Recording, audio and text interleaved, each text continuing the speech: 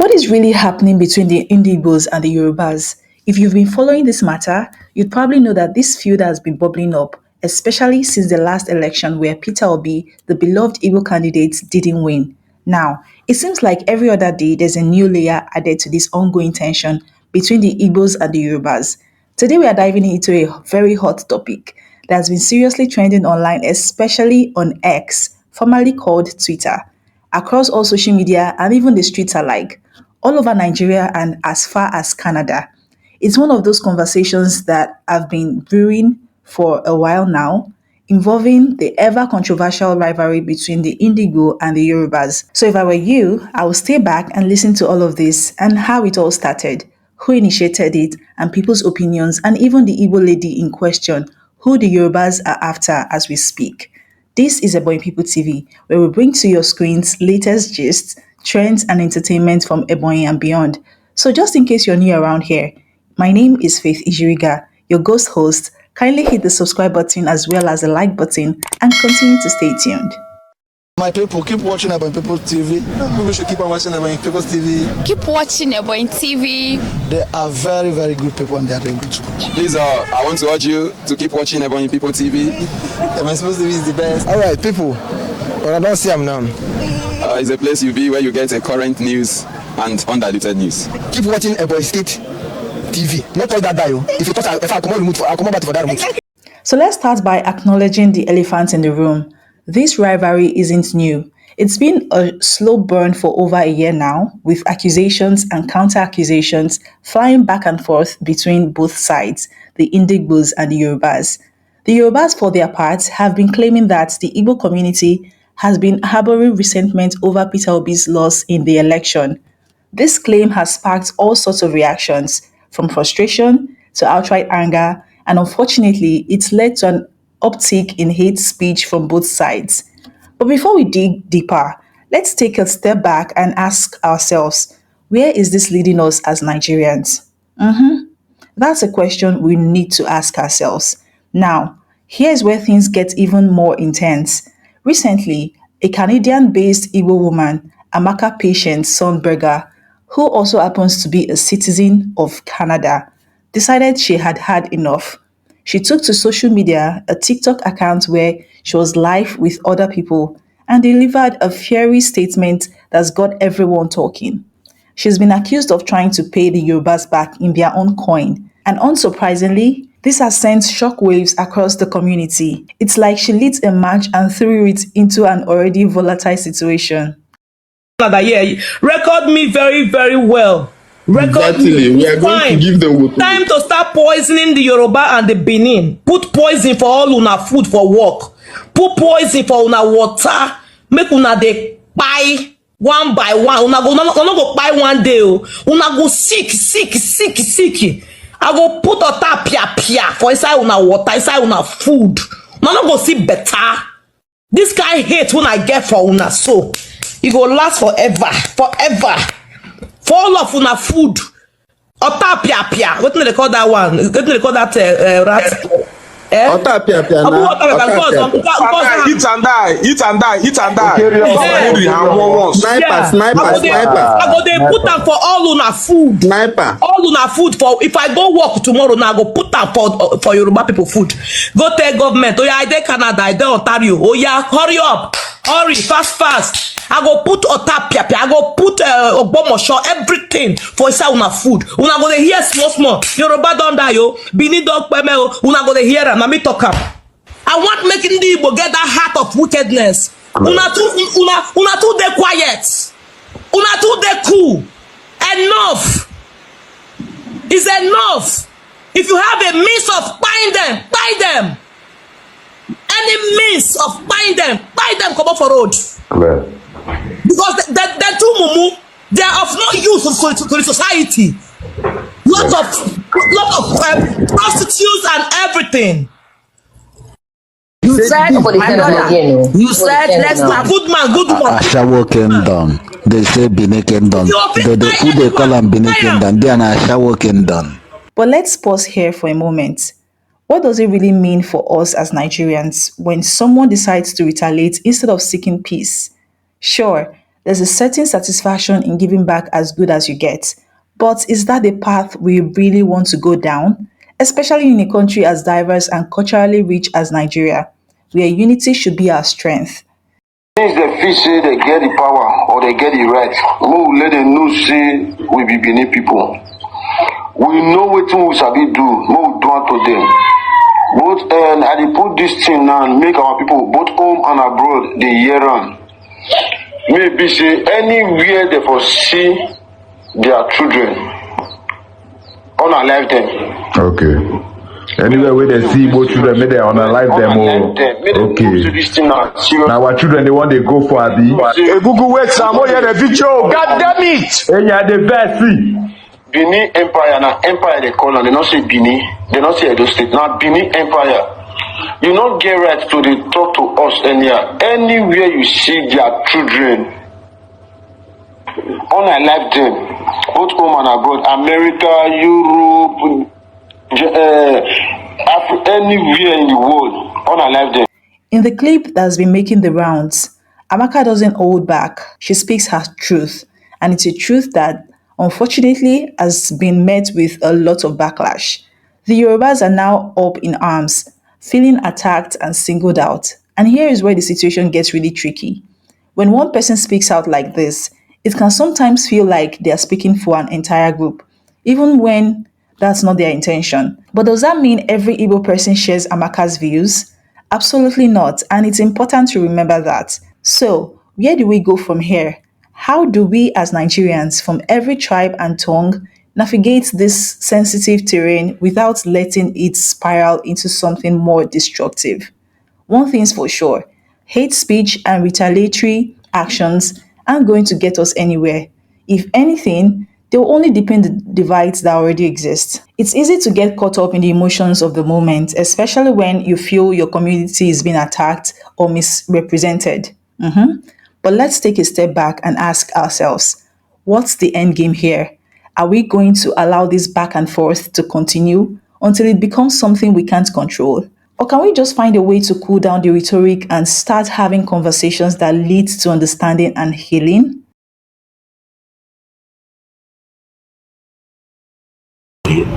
Tell all these people with Bini Oba picture, make them sit down, make them go find job to say we not ready for their nonsense. Somebody just send me message. Let me go and find food. Let me go and find food. Somebody just send me message. Let me say I don't. They arrest me at the airport. They want to deport me with passports. I be Canada picking. Let me go and find food and eat. I be Canada picking. Dara. Anya number, you know, say many of them are very primitive. Many of them never travel out. They don't even know how to walk, and they don't even. Most of them are in uncivilized country, so they think it's Nigeria, where one person will just go to police and say, "I want to arrest this person," without any question. Police will just say, "Oh, you pay 3,000." They no go fit. They no go fit. Beer push. Feel our tank. If they push you, if you push it, they go they cry. Yeah? They never start to the car. Tell them say I get 1 year contract with them. Sir, now I dey house. Yeah, why go they lie? Sir, I dey house. I check my money. I check my money. Me sell TV and then yeah. I'm telling you, can you cook it and come back to this? I think we should find some way and defend this our sister. This and that. I don't even know they are lying. Okay, they will continue lying. Sure. May we hear from. Let's continue, bro. May we hear from Tony Tony Omo. May we know you. May we know you so that will really protect you. Then after you go to Oba of Bingo. Remember the topic. If you come here, you must stick to the topic, which I have explained over and over. So if you don't know the topic, you ask what is the topic. But if you know the topic, may we know you first. Tony, Omo, unmute yourself. Now well done. Hello? Go ahead. Okay, can hear me. Amaka's statement, while passionate, has opened up a can of worms that's now all over the place. The Yorubas, who have been initiating a lot of the hate speech according to many, are now feeling the sting of being on the receiving end. But instead of letting this fuel more division, maybe it's time we all take a collective breath and think about what kind of Nigeria we want to live in. It's also worth mentioning that this isn't about taking sides or pointing fingers. Both the Igbo and Yoruba communities have their valid grievances, but the question now is, how do we address them in a way that fosters peace rather than conflict? We are stronger together, and it's high time we start acting like it. As we continue this conversation on Ebonyi People TV, we want to hear from you. What do you think about this situation? How can we, as everyday Nigerians, contribute to calming the waters? Do you think there's a way forward or where we can all coexist peacefully without letting political or social tensions tear us apart? Drop your thoughts in the comments below. Let's keep it respectful and constructive because at the end of the day, we are all Nigerians, right? And we all want what's best for our country. It's easy to get caught up in the heat of the moment, but let's challenge ourselves to rise above and seek solutions that bring us together rather than tear us apart. Remember, the more we let these feuds dictate our actions, the more we play into the hands of those who don't want to see a united Nigeria. So, let's choose to be the change we want to see. Let's choose peace, unity, and understanding. Stay tuned to Ebonyi People TV for more discussions like this one, where we tackle the issues that matter to us the most with honesty, openness, and a commitment to finding common ground. We are all in this together, and together we can build a Nigeria that is stronger, more united, and more prosperous for everyone. Now, here is what this particular man has to say, and here is how everything started, and the people involved, and the important Yoruba personalities who are involved in all of this back and forth. She's going to buy Yorubas, let me use that word. Now, the moment the video went viral, it didn't take up to 1 hour for Nigerian House of Representatives to make a statement over that video, asking that the Canadian government should help to extradite the woman, the Amaka in person. The House of Representatives, collectively, everybody came together and said, no, let's bring her back. You want to bring a woman back that you did not pay to Canada? Are you the one that paid her to Canada? Anyway, that's not the issue. But there was a collective voice, is it not? Collective voice that this woman should be extradited, that should be an extradition or so-called, as they put it. Now, this same House of Representatives, are they telling me that all these years, especially from Yoruba people, calling for Igbos to either be killed? I will show you some of the video like the one you're going to watch now, the one you're seeing now, that Igbos should be killed.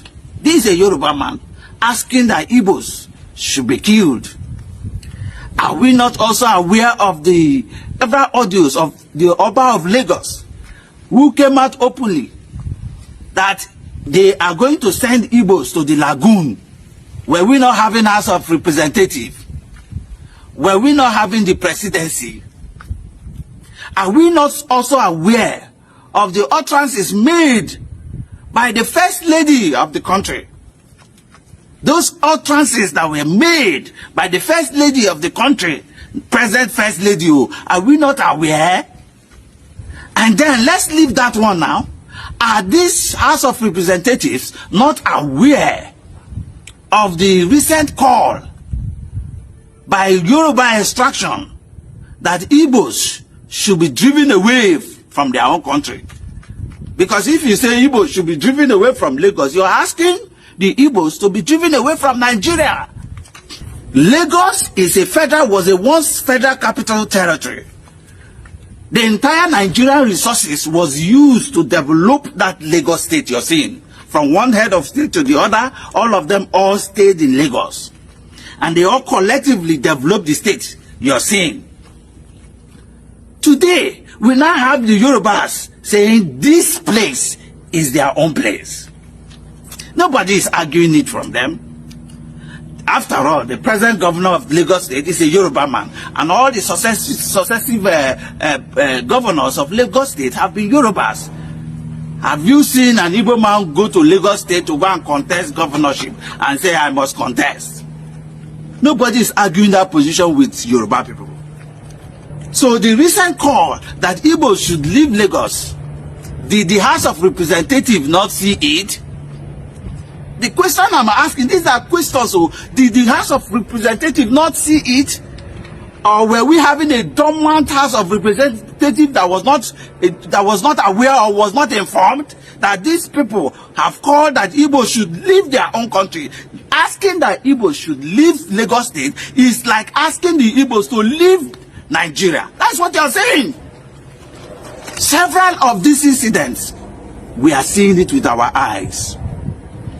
Have you, the House of Representatives, not also seen Anonuga or Nonuga or whatever they call him, Bayo, who came out openly profiling Igbos and even came back again and said he owes no one apology?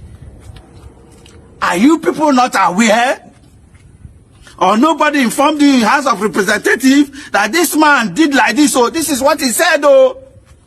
Are you also not aware that the Yoruba extractions, several videos are there, oh? Maybe I will have to show you some of this video. Yorubas are calling that they should pursue Igbos, that they should even begin to buy Igbos in South Africa, that Igbos are the problem, that Igbos are also the problem of Nigeria, so they should buy Igbos in South Africa. Is the House of Assembly not aware? Or is the presidency not aware? Did the presidency or the House of Representatives made any statement to refute or to warn such utterances from Yoruba people? Now, all of a sudden,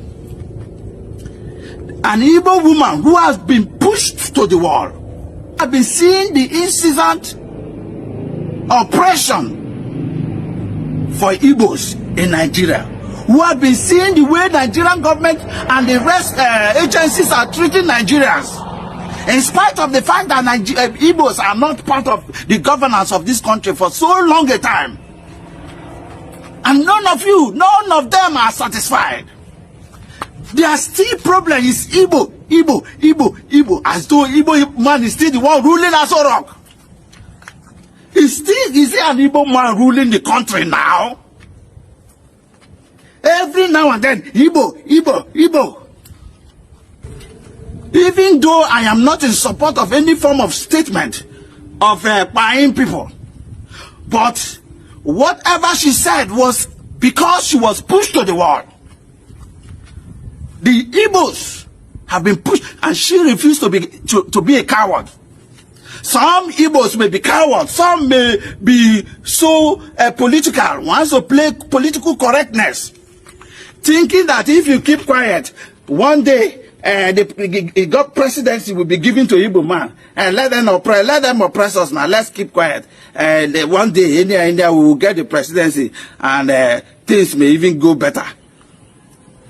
If you're that type of Igbo man thinking that way, I don't think you're part of this country. But the same Yorubas you will not see Yorubas calling on their brothers or their sisters. Stop this nonsense. In all the pages I have seen, you will never see a Yoruba man calling on his brothers and say, stop this nonsense. It is enough. We cannot continue to be disunited. You will not see it. But Igbos are always the persons to caution their brothers. I am not in support of what she said, but if by what she said you want to yourself for it, then go ahead. If what she said you want to go and hug the transformer, go ahead and hug the transformer for what she said. Because as long as I am concerned, she was pushed to the wall. And I think it was time for Igbos to actually react, because it was getting too much, and it's getting too much, for God's sake.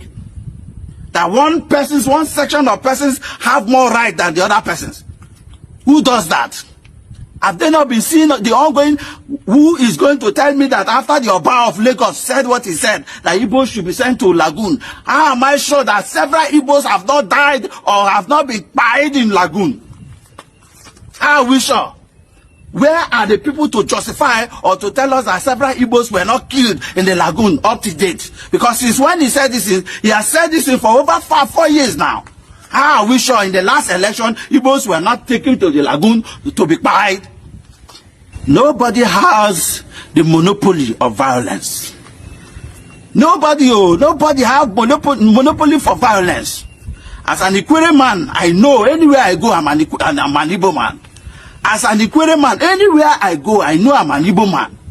So whatever you will do to my brother is what you will do to me. Look at it now. Say extradite our own sister. Extradite an Igbo woman who suffered, took her money to Canada, and you're saying she should be extradited. And you have not even done anything to the ones here who have been talking about the killing of Igbos, talking about how Igbos should be completely erased or genocide. Now they are even calling for genocide. That this action requires genocide. They have not done all those to these people, and now they are now saying go and extradite someone who opened mouth, who have not even done it. I mean, how are we sure they have not been killing Igbos in Lagos State after the Oba of Lagos said what he said? It is time for us to wise. Time for us to get wise. Time for everyone to get wise. As for me, I'm not calling for any form of nation or whatever. I am calling that we should come to unite our house. Stop investing in Lagos or any other place. Behave like the Hausa man and the Yoruba man. When they come to your state, they simply do their business, maybe keep the business place neat or whatever, then go back to their own side with the profit to develop their place. Behave like that, Ndi Igbo. Behave like that. Not everything. They don't cause you to go flying everywhere and leave your own territory. Who does that? Fly everywhere, get everywhere developed, and you're proud of it. We develop here. Who does that? You develop everywhere, but your place is not yet done. Nothing is done. And they are talking to you indirectly, telling you should go. You still don't want to go. They curse you.